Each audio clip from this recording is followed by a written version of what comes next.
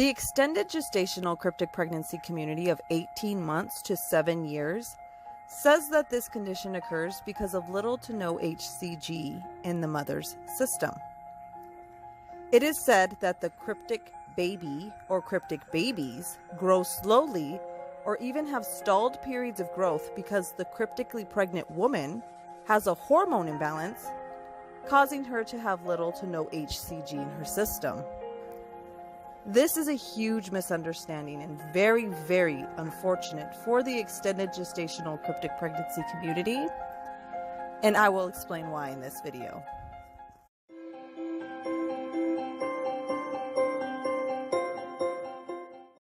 Hello, thank you so much for clicking on this video. I am so glad you did. So let's talk about hormones and how a fetus actually grows.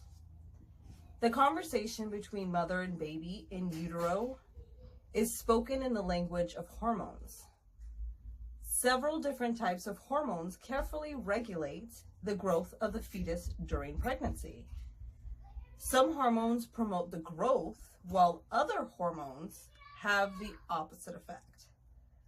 The hormones responsible for growth are insulin-like growth factor, which is IGF-1, and then insulin-like growth factor IGF-2.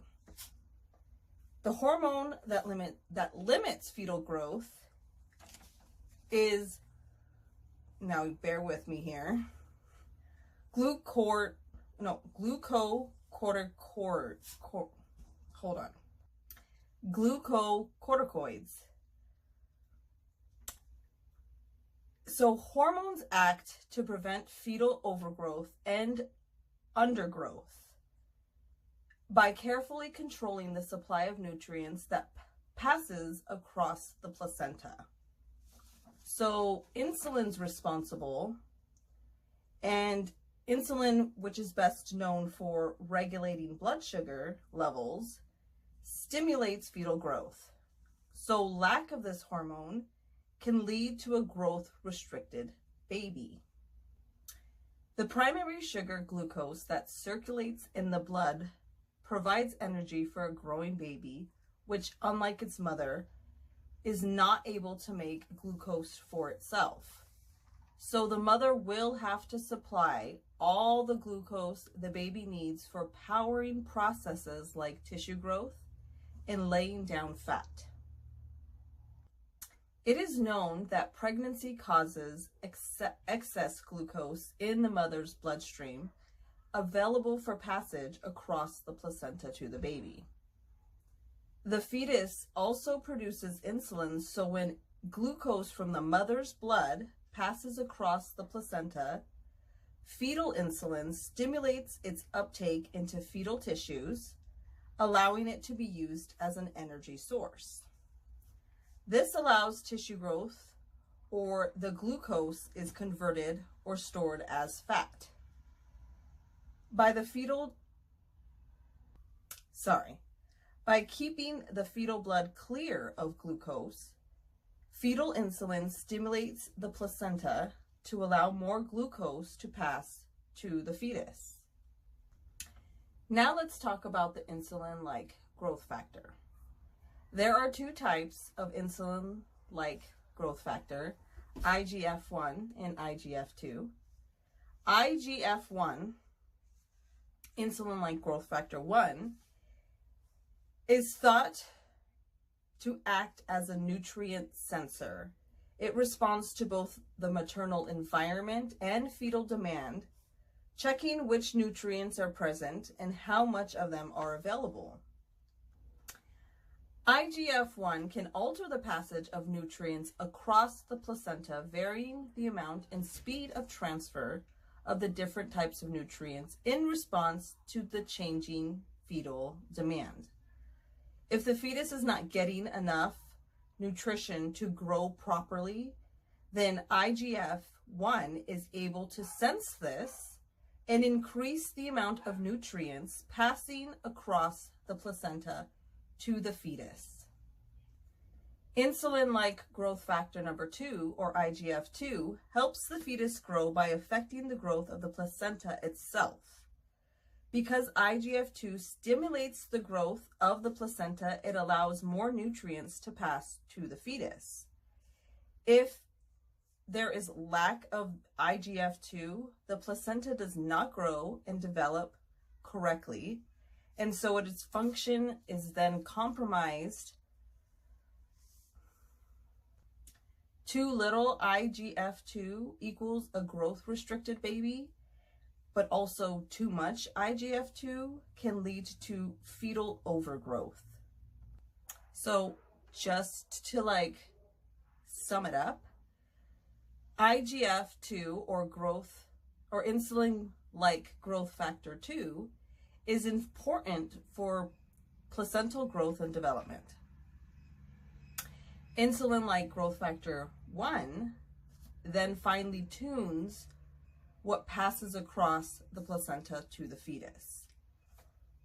So now let's talk about what limits fetal growth. Corticosterone and cortisol are steroids that belong to a family of hormones called the glucocorticoids and are important for fetal development during pregnancy. Glucocorticoids are known to be associated with stress. Glucocorticoids limit fetal growth and coordinate the development of fetal tissues and organs.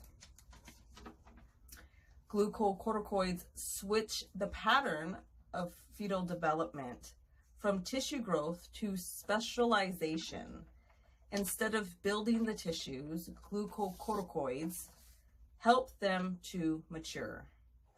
However, if the fetus is exposed to large amounts of glucocorticoids prematurely during its development, the normal pattern for fetal growth is disturbed and fetal tissue development occurs incorrectly, which can have long-term health consequences.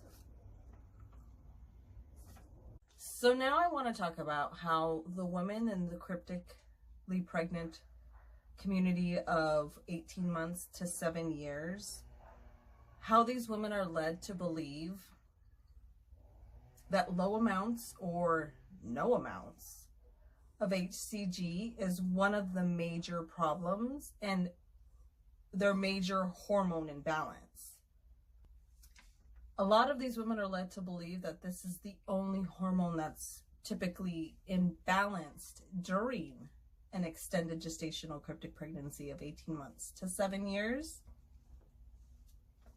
And I'm here to say that the hormone hCG after the first trimester has very little to do with the development and growth of the fetus. Based on all of my research,